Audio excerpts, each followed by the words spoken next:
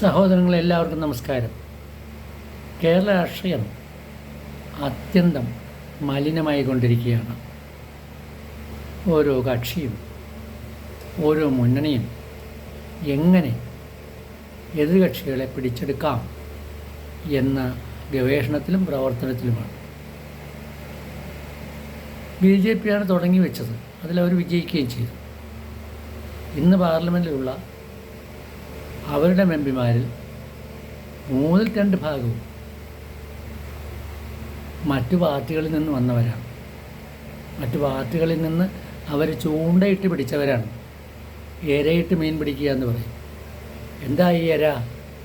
ഇരയെന്ന് പറഞ്ഞാൽ പണം കൊടുക്കുക, പദവി കൊടുക്കുക. ഇതിലൊന്നും അധാർമികമായവരൊന്നും കാണുന്നില്ല. അതുകൊണ്ട് അവരങ്ങനെ ചെയ്യുന്നു. പണം വേണ്ടവരും പദവി വേണ്ടവരും കൂടുതലുണ്ടായിരുന്നത് കോൺഗ്രസ്സിലാണ്. അതുകൊണ്ട് കോൺഗ്രസിൻ്റെ ഒട്ടേറെ MPമാരും MLAമാരും അവർക്ക് നഷ്ടപ്പെട്ടു. മറ്റു പാർട്ടികൾക്കും ഉണ്ട് പരിക്കുകൾ. അതിനെക്കുറിച്ച് പിന്നീട് പറയാം. കോൺഗ്രസ്സിന് പറ്റിയ പരിക്ക് വളരെ കൂടുതലാണ്. ഞാൻ എൻ്റെ ഡയറിയിൽ എഴുതി വച്ചിട്ടുള്ളത് വായിക്കാം. ആരൊക്കെയാണ് പോയത് BJP വിട്ട്? ഡൽഹി PCC അധ്യക്ഷൻ അരവിന്ദ് സിംഗ് ലവ്ലിയും നേതാക്കളും 4 മുൻ MLAമാരും.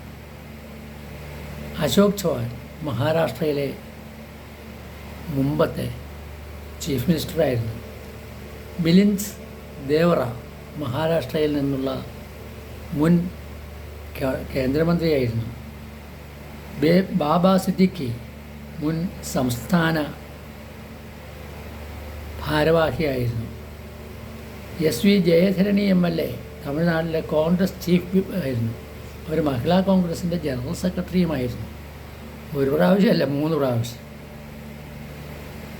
അനിൽ ആൻ്റണി കോൺഗ്രസിൻ്റെ ഡിജിറ്റൽ സെൽ ചീഫായിരുന്നു.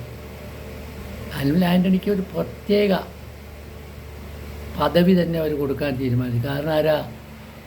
കോൺഗ്രസ്സിലെ വർക്കിംഗ് കമ്മിറ്റിയുടെ പ്രധാനിയായ AK ആൻ്റണിയുടെ മകനല്ലേ, അവനെ പിടിച്ചെടുത്തു. അതുമാത്രമോ, നമ്മുടെ K കരുണാകരൻ്റെ മകൾ ശ്രീമതി പത്മജയെ രായ്ക്ക് രാമായണം തട്ടിക്കൊണ്ടുപോയി. ഇപ്പോൾ അവർ ഡൽഹിയിലെ ഗവർണറാണ്.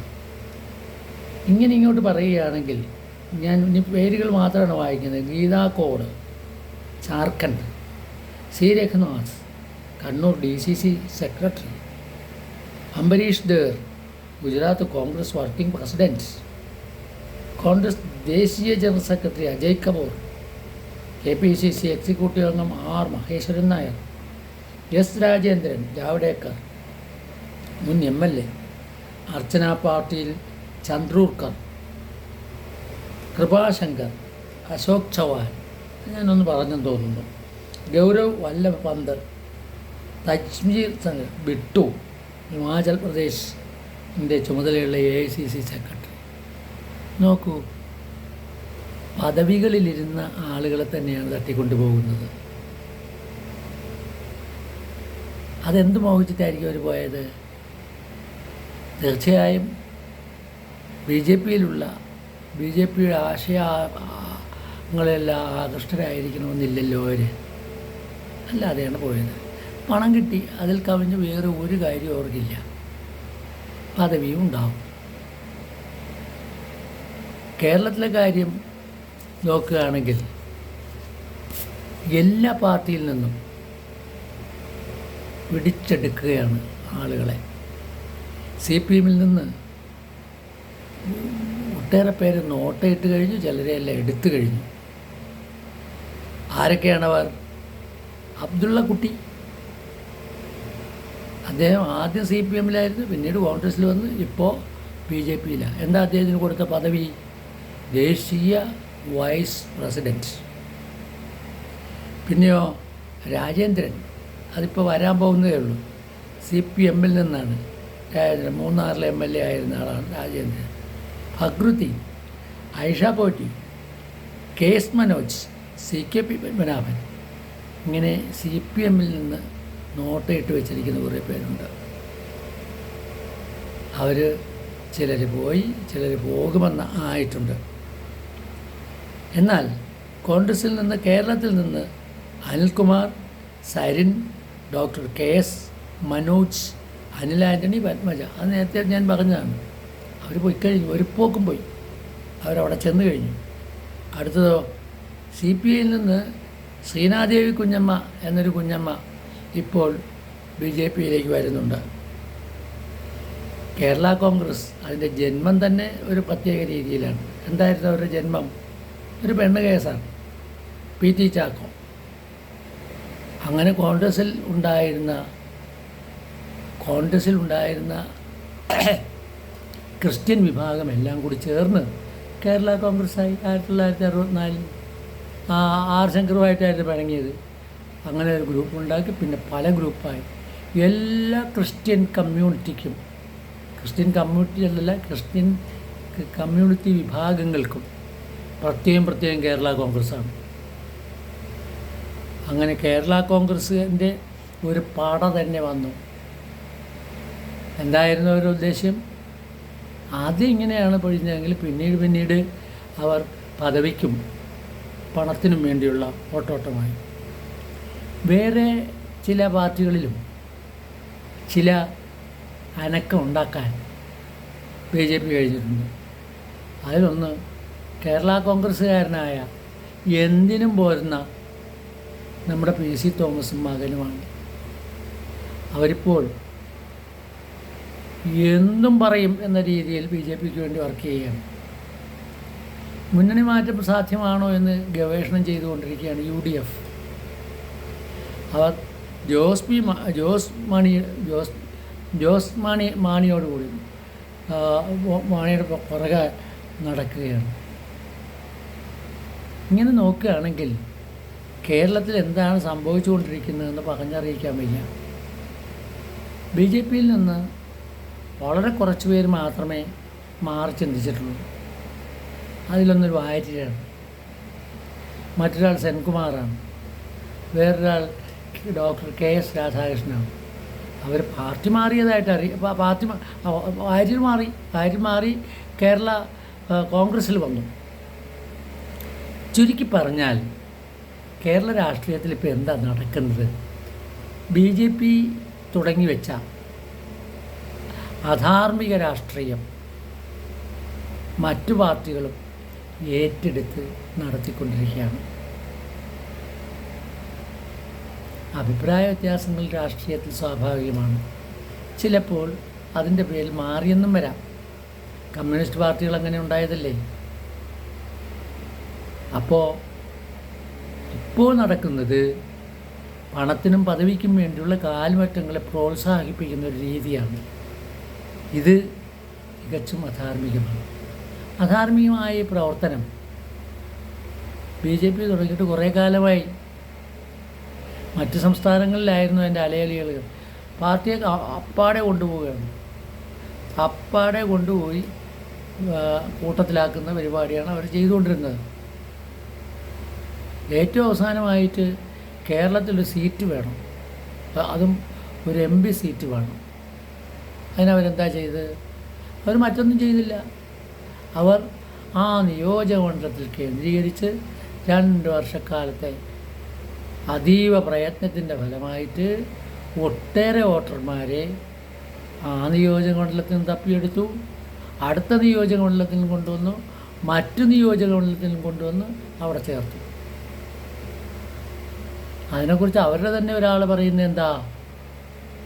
ഞങ്ങൾ കാശ്മീരിൽ നിന്നാണെങ്കിലും കൊണ്ടുവന്ന് ആളുകളെ ചേർക്കുമെന്നാണ്. എന്ന് പറഞ്ഞാൽ ഒരു തെരഞ്ഞെടുപ്പിൽ മത്സരിക്കുന്നതിന് ഉള്ള ഒരു സ്ഥാനാർത്ഥിക്ക് ആരെയും എവിടെ നിന്ന് പിടിച്ചിട്ടുണ്ടോയെന്ന് ചേർക്കാം, അതിന് യാതൊരു അധാർമികമായ കാര്യവുമില്ല എന്ന് BJP നമ്മളെ വിശ്വസിപ്പിക്കാൻ ശ്രമിക്കുകയാണ്. അതിൽ ഒരു വിഭാഗം ആളുകൾ വീണിരിക്കുകയുമാണ്. ഇതൊരു മര്യാദയായ കാര്യമാണെന്ന് നിഷ്പക്ഷമതികൾക്ക് തോന്നുകയുമില്ല. അതുമാത്രമാണോ? എന്തിനാണ് ഇങ്ങനെ കിടന്ന് മത്സരിക്കുന്നത്? ഇലക്ഷൻ കമ്മീഷനൊക്കെ തന്നെ അങ്ങോട്ട് കയ്യിലെടുത്താൽ പോരെ? അതിന് പാർലമെൻറ്റിൽ കൊണ്ടുവന്ന് കൃത്രിമ ഭൂരിപക്ഷമുള്ള, കൃത്രിമമല്ല ശരിയായ ഭൂരിപക്ഷമുള്ള പാർലമെൻറ്റിൽ വന്ന് ഒരു നിയമം പാസ്സാക്കി നമ്മുടെ ഇലക്ഷൻ കമ്മീഷൻ അംഗങ്ങളെ നിയമിക്കുന്ന കമ്മിറ്റിയിൽ നിന്ന് സുപ്രീം കോടതി ചീഫ് ജസ്റ്റിസിനെ തന്നെ ഒഴിവാക്കി. ആകെ 3 പേരാണ് ആ കമ്മിറ്റിയിലുള്ളത്. ചീഫ് ജസ്റ്റിസ് പോയി കഴിഞ്ഞാൽ പിന്നെ ബാക്കി ആരാ? 2 പേര്. ഒന്ന് പ്രധാനമന്ത്രി, വേറൊന്ന് പ്രതിപക്ഷ നേതാവ്. മറ്റൊരാൾ ചീഫ് ജസ്റ്റിസിന് പകരം നമ്മുടെ പ്രധാനമന്ത്രി തന്നെ പറയുന്നൊരാൾ. ഏതിനും പോരാത്ത അമിത്ഷായാണ് അദ്ദേഹം നിയമിച്ചത്. അപ്പോൾ അമിത്ഷായും പ്രധാനമന്ത്രിയും പിന്നെ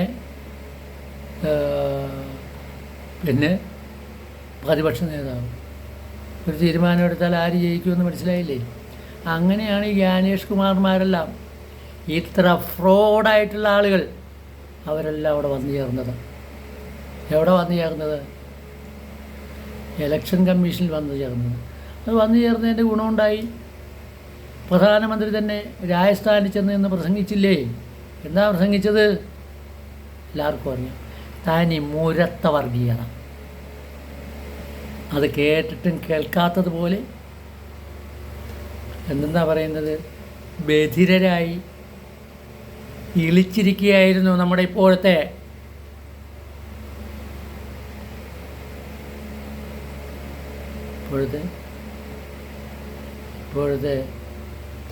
ഇലക്ഷൻ കമ്മീഷൻ അംഗങ്ങൾ.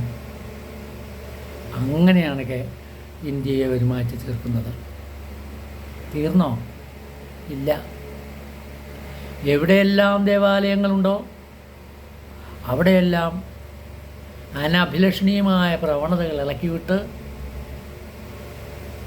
അവിടെ ഇടപെട്ട് അതിൽ നിന്ന് നേട്ടം കൊയ്യാമോ എന്ന് അവർ ശ്രമിക്കുകയാണ്. ശബരിമലയിൽ അങ്ങനെ ഉണ്ടായി. ഇപ്പം നമ്മുടെ തൃശ്ശൂർ അങ്ങനെ ഉണ്ടായി. തൃശ്ശൂർ എങ്ങനെ ഉണ്ടായി? നമ്മുടെ പൂരം. ചുരുക്കി പറഞ്ഞാൽ കേരളത്തെ പഴയ രീതിയിൽ കാണാൻ ആർക്കും സാധിക്കുകയില്ല. ഒട്ടേറെ വേണ്ടാപ്രവണതകൾക്ക് കേരളം സാക്ഷിയായിക്കൊണ്ടിരിക്കുന്നു. BJP അതിന് നേതൃത്വം കൊടുക്കുന്നു. എന്നാൽ തെറ്റും ജാള്യതയില്ല അവർക്ക്. അല്പം പോലും ജാള്യതയില്ലാതെ നുണ പറയുന്നതിനാണെങ്കിൽ യാതൊരു മടിയുമില്ല. ആ രീതിയിൽ വീവത്സ്യൻ തന്ത്രങ്ങൾ പ്രയോഗിച്ചും ജനങ്ങളുടെ സാമുദായികമായ മൈത്രി കെടുത്തിയും സമുദായം പറഞ്ഞു ഒക്കെ ഇങ്ങനെ രാഷ്ട്രീയത്തെ വളരെ മോശമായ രീതിയിൽ അവർ കൊണ്ടുപോയിക്കൊണ്ടിരിക്കുകയാണ്. ഈ ലാഭത്തിലേക്കാണ് നമ്മൾ പോകുന്നത്, ഒരു സംശയവുമില്ല. അത് കണ്ട് UDF-ഉം ഒരുപക്ഷേ മറ്റു കക്ഷികളും ചില പ്രവർത്തനങ്ങൾ തുടങ്ങിയിട്ടുണ്ട്. അത് കേരളത്തിൽ രാഷ്ട്രീയത്തിൽ നന്മ വരുത്തുകയില്ല. ഒരു കാരണവശാലും അങ്ങനെ ഉണ്ടാവുകയുമില്ല എന്ന് തന്നെയാണ് ഞാൻ വിശ്വസിക്കുന്നത്. നന്ദി, നമസ്കാരം.